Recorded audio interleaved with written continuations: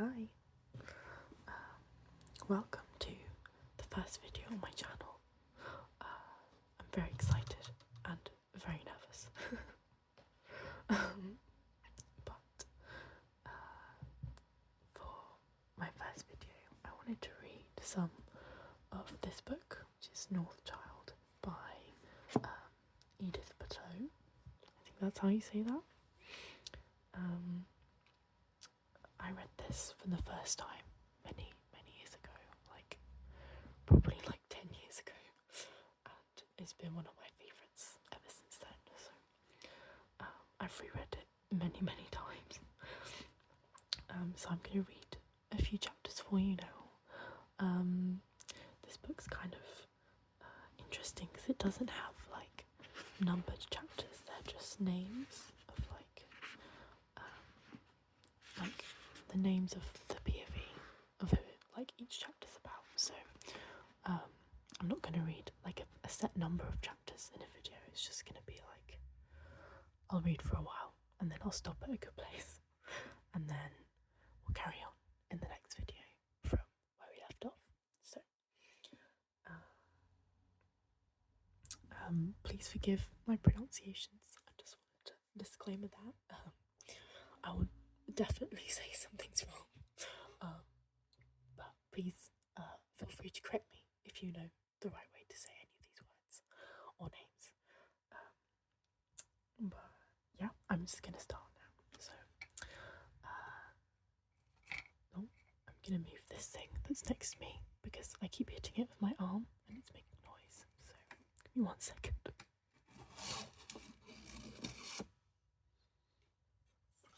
Okay, I hope that wasn't too loud.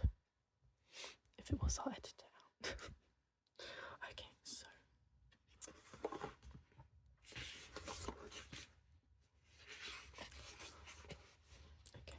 the first chapter is the prologue. I found the box in the attic of an old farmhouse in Norway. It was large, the size of a footlocker, and there were markings on it. Runes, I learned later. When I opened the lid, it looked like the box contained mostly papers, a jumbled mass of them in several different languages and written in different styles of handwriting. There were diaries, maps, even ship's logs. As I dug deeper under the papers, I found more. Skeins of wool, small boots made of soft leather, sheaves of music tied with faded ribbon, long, thin pieces of wood with map-like markings on them, dried up mushrooms, woven belts, even a dress the colour of the moon. Then I came upon what looked to be the mouthpiece of a very old reed instrument. I held it towards the light coming through the small attic window. As the late afternoon sun caught it, a most extraordinary thing happened. I heard the clear, high note of a flute, and it was coming from inside the trunk. Other sounds came then, whispering, muttering, swirling around inside my head. Dogs barking, sleigh bells, the cracking of ice, voices. Hearing voices. This isn't good, I thought. Still holding the ancient mouthpiece in the palm of my hand, I lifted the top piece of paper out of the trunk. It was a handwritten note. They want me to write it all down, though I'm not sure why. It seems enough that Father and Neddy wrote down their parts, especially Neddy.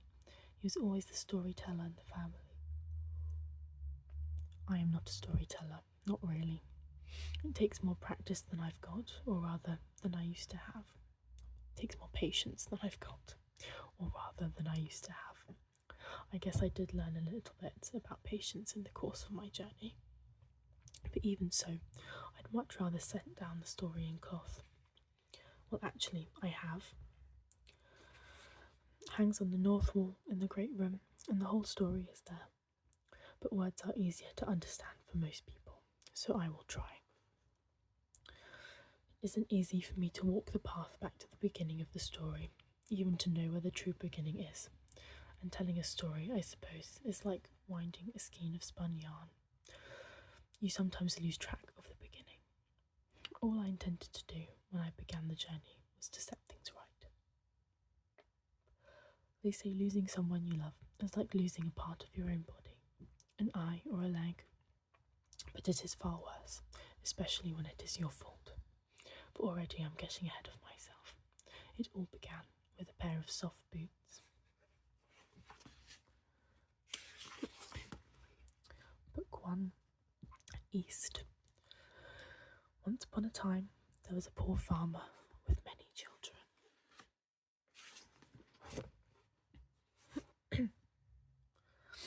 Father. Ebba Rose was the name of our last born child, except it was a lie. Her name should have been Neve Rose, but everyone called her Rose, rather than Ebba, so the lie didn't matter. At least that is what I told myself. The rose part of her name came from the symbol that lies at the centre of the wind rose, which is fitting because she was lodged at the very centre of my heart. I loved each of her 7 brothers and sisters, but I will admit there was always something that set Rose apart from the others, and it wasn't just the way she looked. She was the hardest to know of my children, and that was because she would not stay still. Every time I held her, as a babe, she would look up at me, intent, smiling with her bright purple eyes. But soon, and always, those eyes would stray past my shoulder, seeking the window and what lay beyond. Rose's first gift was a small pair of soft boots made of reindeer hide. They were brought by Torsk, a neighbour, and as he fastened them on Rose's tiny feet with his large callous hands, I saw my wife Eugenia frown. She tried to hide it, turning her face away. Torsk did not see the frown, but looked up at us, beaming. He was a widower with grown sons and a gift for leatherwork. Eager to show off his handiwork, and unmindful of the difficult circumstances of Eugenia's recent birthing, he had been the first to show up on our doorstep. Most of our neighbours were well aware of how superstitious Eugenia was. They also knew that a baby's first gift was laden with meaning. But cheerful, large-handed Torsk paid no heed to this. He just gazed down at the small, soft boots on Rose's feet and looked ready to burst with pride. "The fit is good," he observed with a wide smile. I nodded and then said, with a vague thought of warning him, "'Tis Rose's first gift." His smile grew even wider. "Ah, this is good." Then a thought penetrated his head. "She will be a traveller, an explorer," he said with enthusiasm. So he did know of the first gift superstition after all. This time Eugenia did not attempt to hide the frown that creased her face, and I tensed, fearing what she might say. Instead, she reached down and straightened one of the boot ties. "Thank you, neighbour Torsk," she said, through stiff lips. Her voice was cold, and a puzzled look passed over the big man's face. I stepped forwards, and muttering something about Eugenia still being weak, ushered Torsk to the door. "Was there something wrong with the boots?" he asked, bewildered. No, I reassured him. "They are wonderful. Eugenia is tired, that is all. And you know mothers, they like to keep their babes close. She's not quite ready for the notion of little Rose wandering the countryside. Nor would she ever be, though I did not say that to neighbour Torsk. That night, after we pried Neddy from Rose's basket and gotten all the children to sleep, Eugenia said to me, "Didn't Widow Holtzig bring over a crock of butter for the baby?" "She was only returning what you loaned her," I said. "No, it was for Ebba Rose, her first gift, I'm quite sure." Her voice was definite. Eugenia did like to keep her children close, but it turned out she wanted to keep Rose closest of all, and that had everything to do with the circumstances of Rose's birth.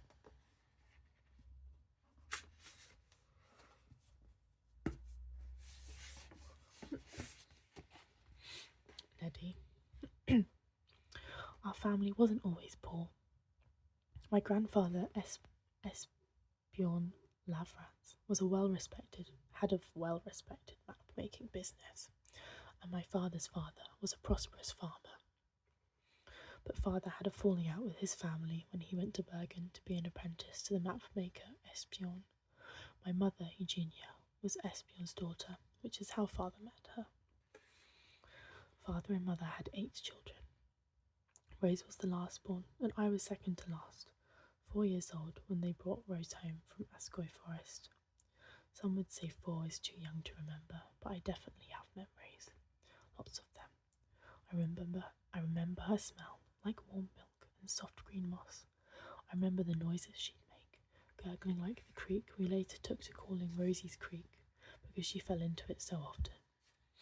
The clicking she made with her tongue, like a wren pecking at our chimney. The howls of frustration when she kept toppling over while learning to walk. Not that it took her long. She was running around on her short legs at just 5 months. I also remember clearly the evening Mother and Father came home from an afternoon of herb hunting, and instead of herbs they were carrying a lumpy bundle that made funny noises. My older brother and sisters had been worried about Mother and Father because there had been a storm and they were much later than usual returning. I told everyone not to worry, that they had gone out to bring home the baby, that's why they were so late getting home. My older sister, Selm, laughed. Mother is still more than a month away from her lying in time, she said, and besides, everyone knows you can't just go pluck babies out of Ascoy Forest, she added with a superior look. But it turned out I was right after all. When they finally came through the door, Mother looked very pale and sat down as soon as she could, holding the noisy thing on her lap. The others crowded round, but I hung back waiting. When they had all looked long enough, Father led me to Mother's side. When I gazed at the little scrunched-up face, I felt a peculiar glow of pride, like I'd done something good. I knew it was Mother who'd brought this baby into the world, and she certainly looked worn out from doing it. But from that moment, I felt like the wild little brown-haired baby was my very own gift, and that it would be my job to watch over her. If I had known just how wild a thing she would turn out to be, I might have thought twice about taking her on. It's a funny thing. I think it was Mother and I who had the hardest time with Rose's wandering ways, but we both had different ways of living with it. Mother tried always to reel her in, to keep her close by, but for me, I knew it couldn't be done, so I just ached and felt sorry for myself when she'd disappear. That's the trouble with loving a wild thing. You're always left watching the door, but you also kind of get used to it. Rose. I could say that I felt guilty and ashamed about the trouble I was always getting into when I was a child, driving my mother to her wits' end on a daily basis. But the truth is I never did feel either of those things. I don't think it's because I was selfish or unfeeling. I just couldn't understand what all the fuss was about. What was a little spilled blood or a broken bone now and then? I never set out to be disobedient. I just couldn't keep my thoughts and then my feet still. I'd see something that was a flash of a butterfly's wing, a formation of clouds like a ship's mast and sails, a ripe yellow apple perched high in a tree, and I'd be off after it without a second thought.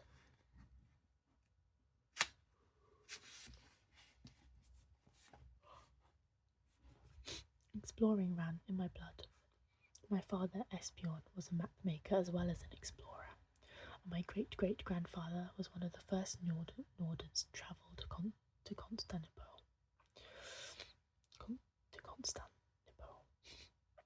The only thing that gave me the slightest twinge of sadness was Neddy, with his exasperated, sorry for himself look when he found me after yet another time I'd run off without telling anyone. But I saw this rabbit with a tail so white it glowed. I tried to explain when I was old enough to put words into my feelings. Neddy would just sigh and say that Mother wanted me in the kitchen straight away. I'm sorry, Neddy, I'd say, wrapping my arms around his legs, watching the corners of his mouth for the smile I always managed to squeeze out of him. And then I'd go to the kitchen and Mother would scold me yet again. Neddy. To say that my mother was superstitious would be like saying the Great Blizzard of 1539 was naught but a light snowfall. Every single thing a body did in our house was charged with meaning. To sweep dust out the front door was to sweep away all your good luck. To sing while baking bread was to guarantee the arrival of ill fortune. To have an itch on the left side of your body meant certain disaster, and if you sneezed on a Wednesday, you would surely receive a letter. Good news if you were facing east, and bad if you're facing north. Father liked to tell the story of how he first learned of Mother's birth direction superstition.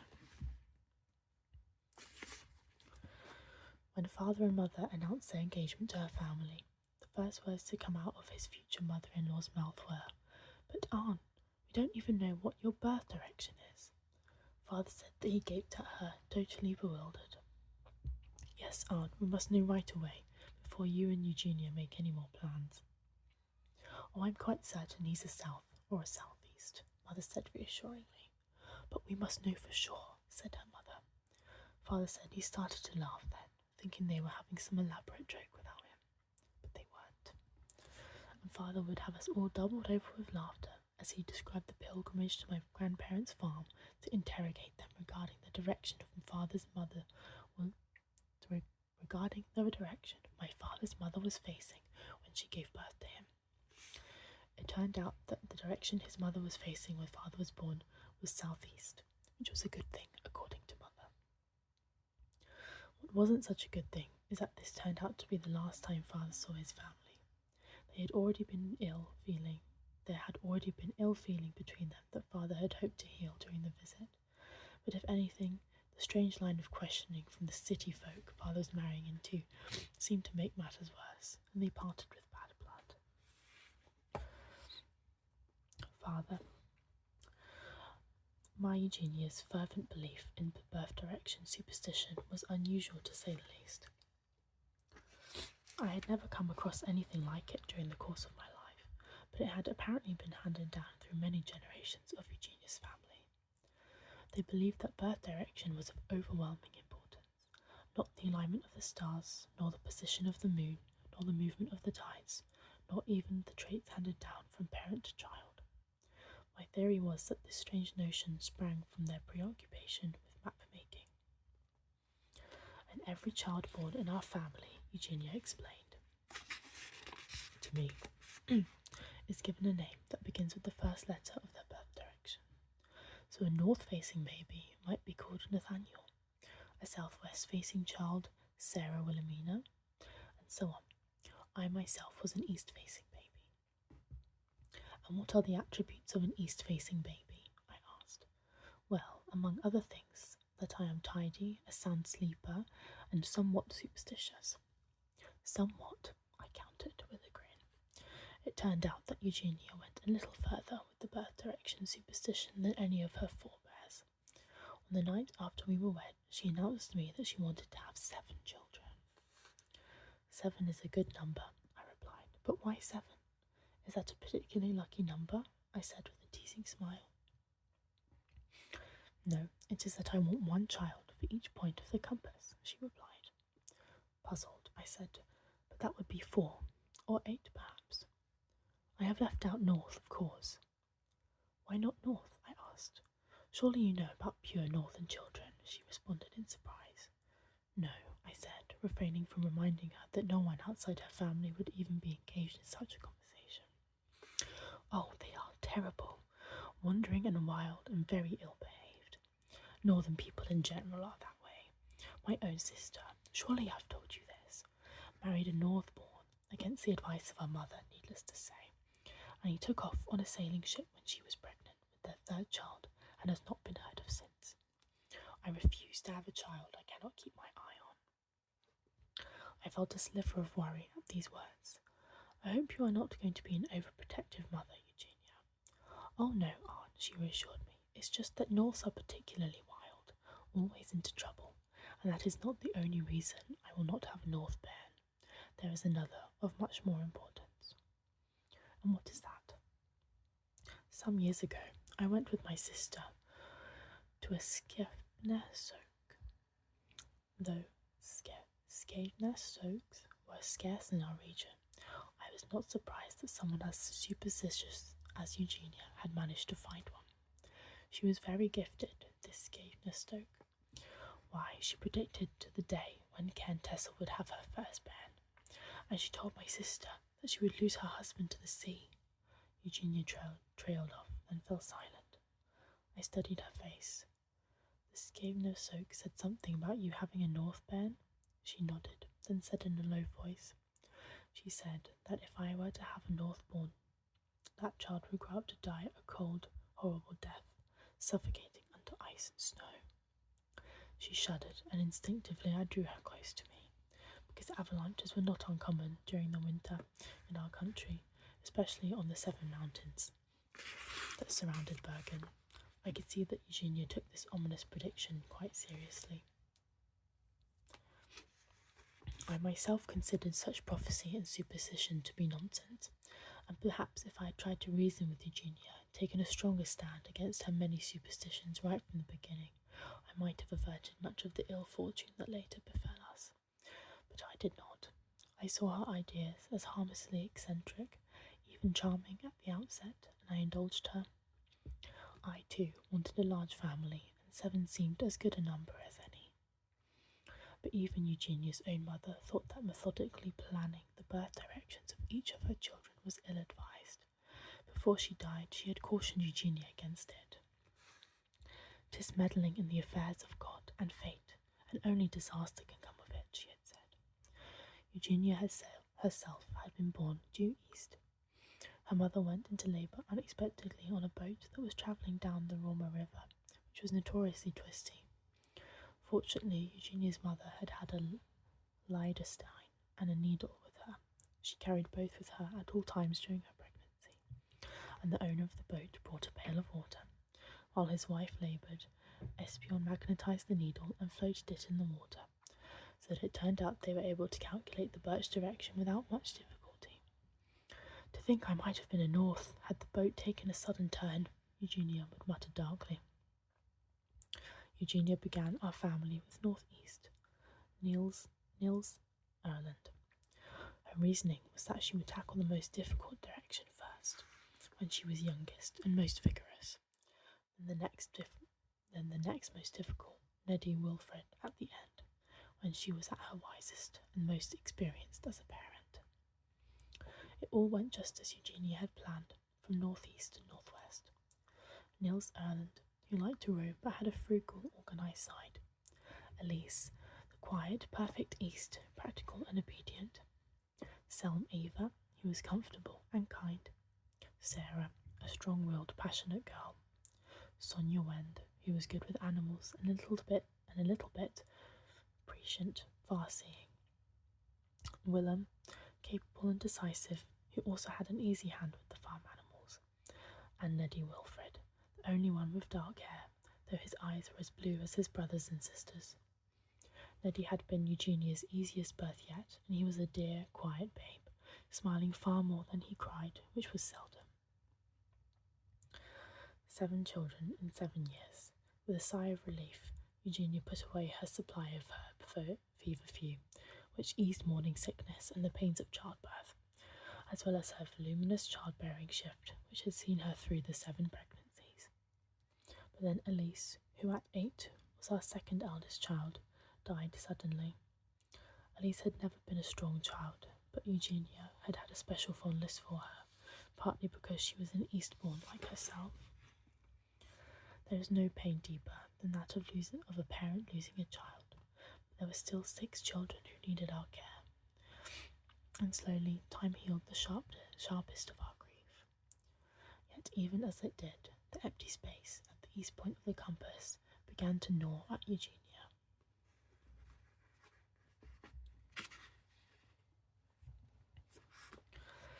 Neddy. Father told me that he first began to design windroses when he was engaged to Mother.